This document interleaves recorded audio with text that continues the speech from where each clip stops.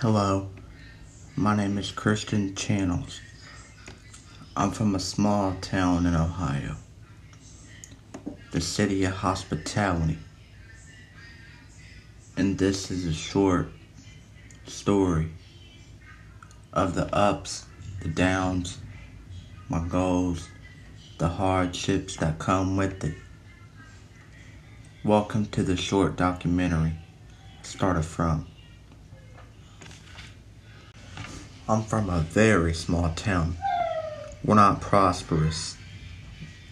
We live in the trenches, the ghetto, the hood. Wonderful community we've got going on here. The neighbors are always sweet no matter where you are. People will always help you out whenever you need it. It's a wonderful place to be. And while there's not much fun things to do, there used to be a bowling alley, a movie theater, all kinds of fun things and activities to enjoy in this town. But after the devastating tornado, blitzed through our town in 1974, we haven't recovered. We've recovered most of the way, but I say we haven't recovered because the losses we sustained are still crucial. We're still devastating blows. I grew up for the vast majority of my life with my sister, my father, and for 95% of the time, an animal. My mom was never there. She had left when I was only, I believe, 3 years old, or maybe even slightly under that. She was never there, and I used to resent her for that. While I do harbor resentment still deep inside me, I've forgiven her. Not really forgiven her, but I've kind of gotten over it as I've progressed into the older teen years now. But my dad always did and still continues to do his best in providing a good life. He continues to make me happy every single day. And my grandma always is supportive of my YouTube channel and everything that I do. She provides, has been providing, and still does for me, my dad, and my sister every single day.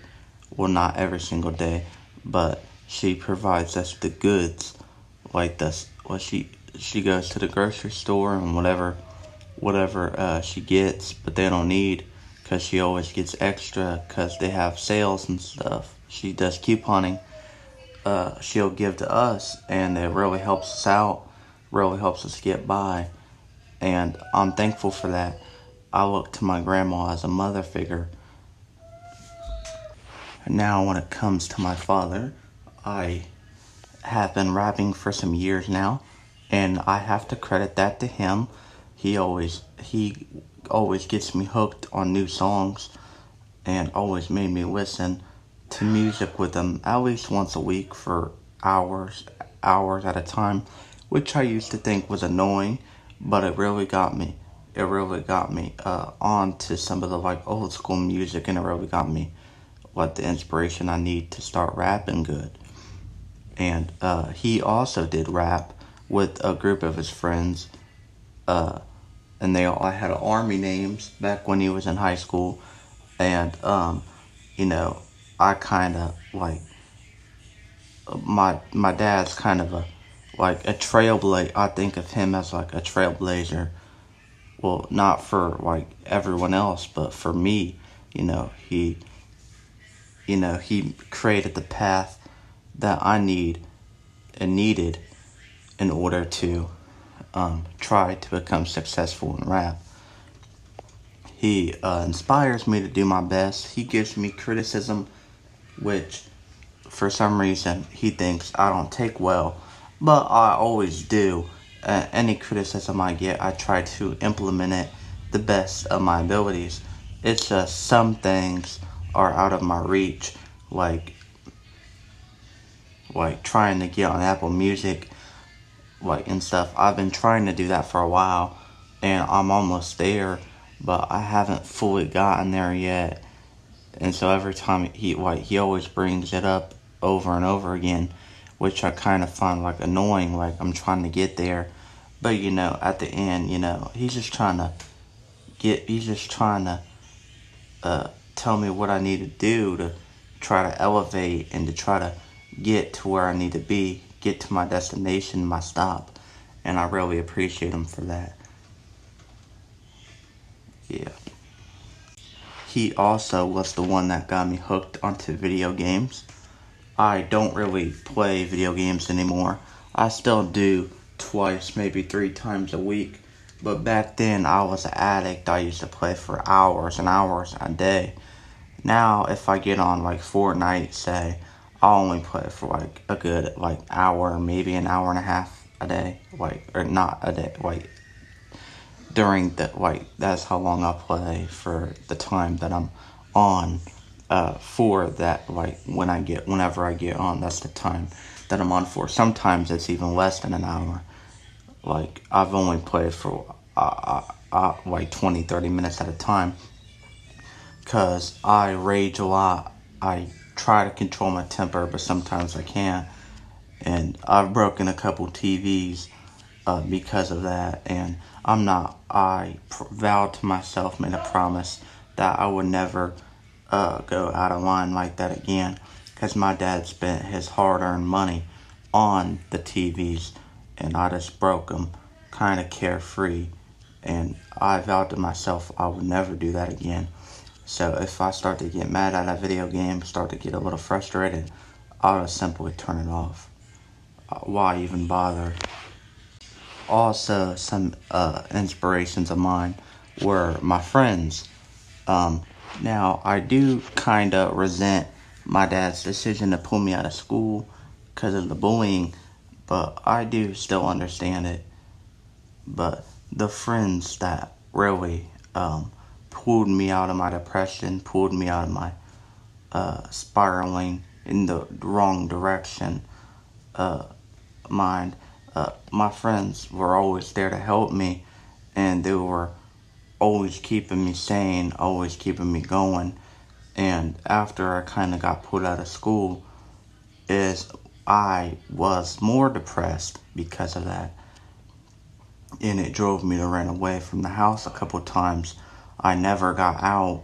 I never got to really, I only played with my friends. I played with my friends a lot, but it really wasn't the same as when I was in school. I was surrounded by friends.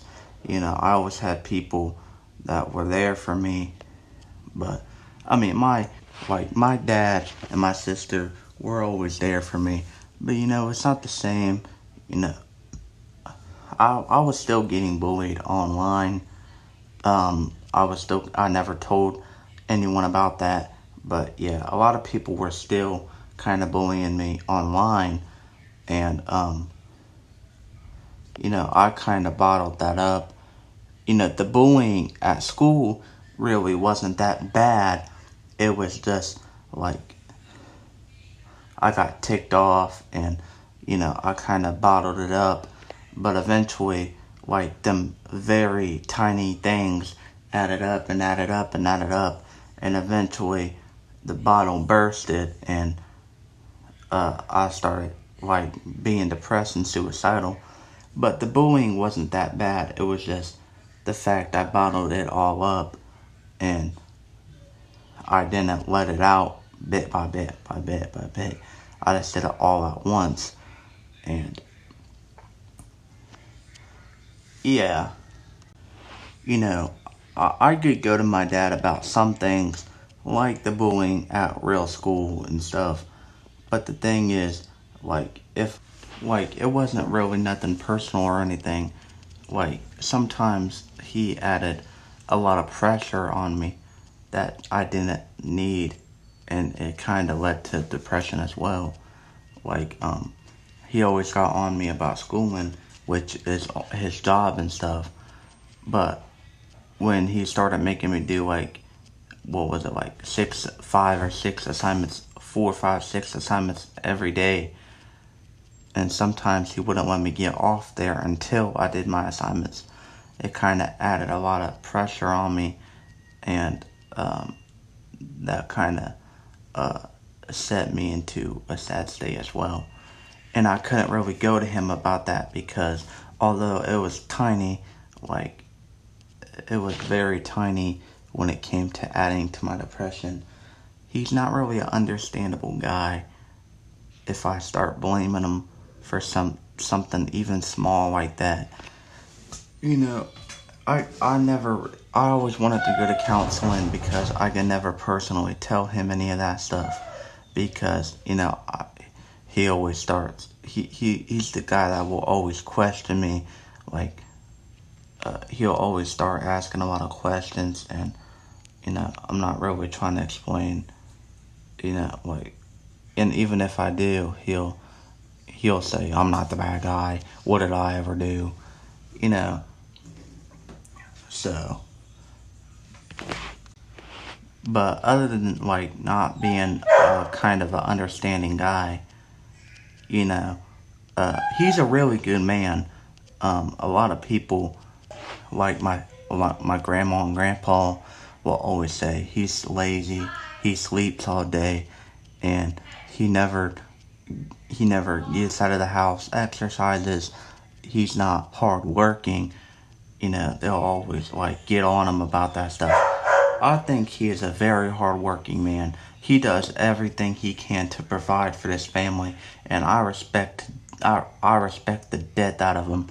We have our ups and downs here and there, argue, but doesn't every human being argue with every human being once in a while?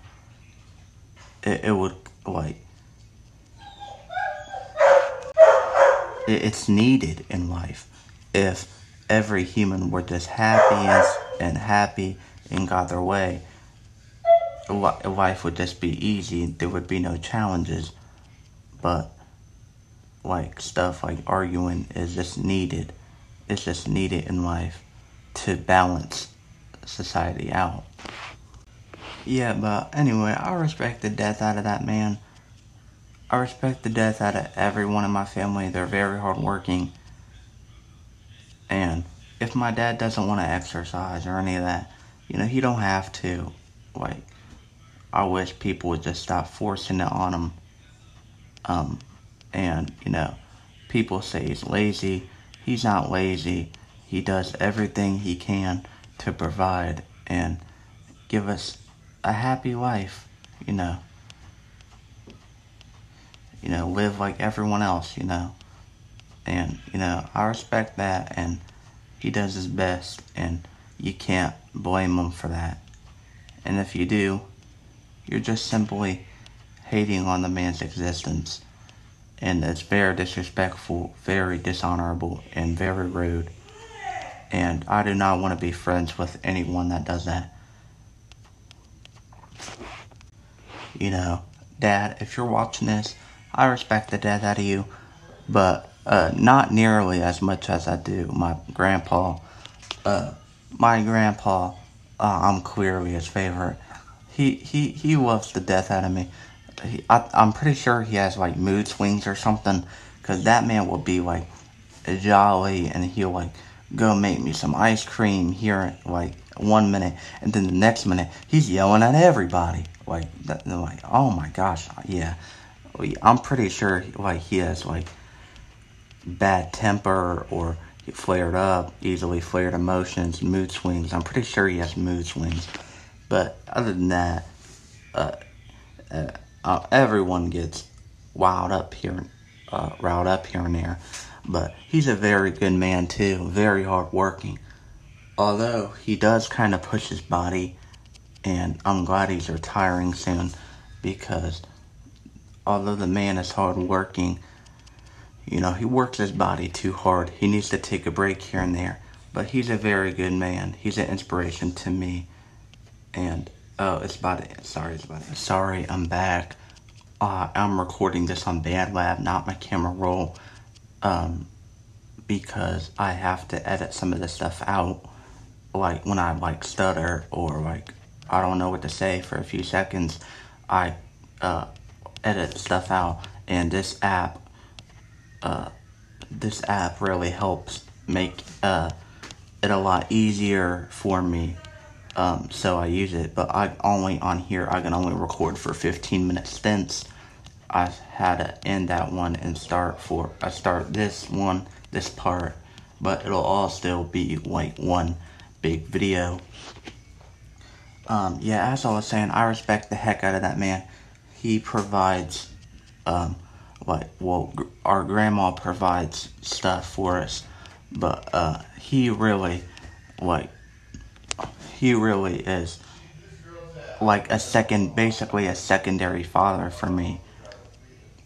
I love going to his house, and although it is really boring there, not much to do, I just like being there, like the memories of just heck sitting at the kitchen table at their house, just like makes me so happy. Like I just love the presence when I'm around them. Like I feel like I'm really taken care of there, and um, you know, well, not that I'm not here. I'm just like it's just since it is so boring there. When I'm just sitting down there, it just like it gives me so much time to reflect on the good old times when we all used to live there, play with our cousins. The prime of my life, like the glory days. We used to always play, have fun. Grandma always used to make us breakfast. We always used to go in my dad's room 7 o'clock in the morning, play Minecraft, beg my grandma to go outside, even if it's pouring down, so we can make memories together, play. We used to have so much fun, and like when I'm just sitting there now in the kitchen at their house, it gives me so much time to reflect on how good I've had it in my life, and it really if I really appreciate going there, especially if I'm in like a dark state or not like a dark state but a sad state, and I have crazy thoughts, like when I used to want to commit suicide back then. It's really a good place to go to and maintain like a tranquil mind state. So I really appreciate the time. I really appreciate the fact my grandpa will let me come there every once in a while. And, no one really understands why I like to go there, but that's why I like to go there. It really makes me be in a good mood, in a good mind state. Yeah, my grandpa will always make sure while I'm there, I'll have good snacks. I'll have snacks, I'll pop. And sorry, I had to edit that part out because my dad was kind of yelling, and it was very loud. You can even hear it in the video, so I had to edit that out. But yeah, my grandpa always made sure I have snacks, I pop while I'm there. And if they don't have soda for some reason, sometimes they're out, he'll make me a packet of water with flavor packet, which I really respect when he does that, because he takes those waters and packets to work with them every day. So to give me that, is really thoughtful of him, because if he gives me that, that's probably his water for the next day, and uh, he won't have any water for the next day, which I kind of feel bad after I drink it. But it's really the thought that counts. He's such a good man, and my grandpa is such a nice woman too. They're basically secondary parents for me. My grandma basically is a parent. She basically is my mother figure. So to have good family, to have family like that, I know if something ever happens, they got us, and it really warms my heart when I see them. And when it comes to my sister, you know, she's basically like a mother figure too.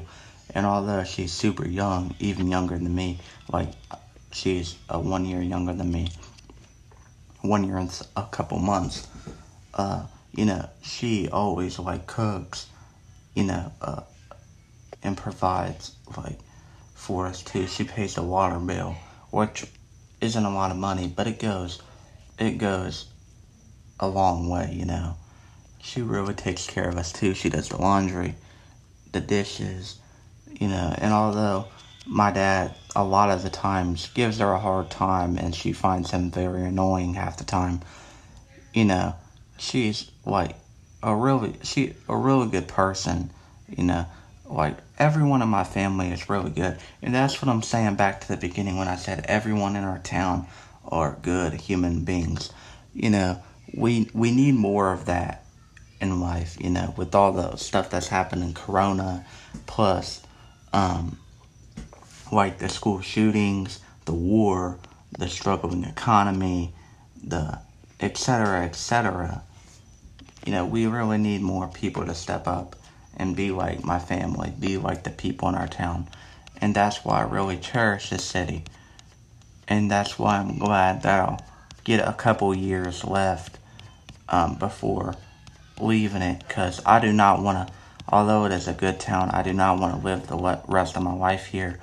It's a good town and all, but it's still the ghetto. It's still the ghetto. And I'm trying to make it out the ghetto, you know. Like, jokes aside, though, well, it's not really a joke, but, like, that aside, though, I'm gonna end this here. Really good town, really good family, really good friends, and really good fan base.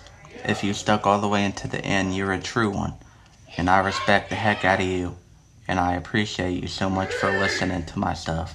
Peace out. Thank you so much.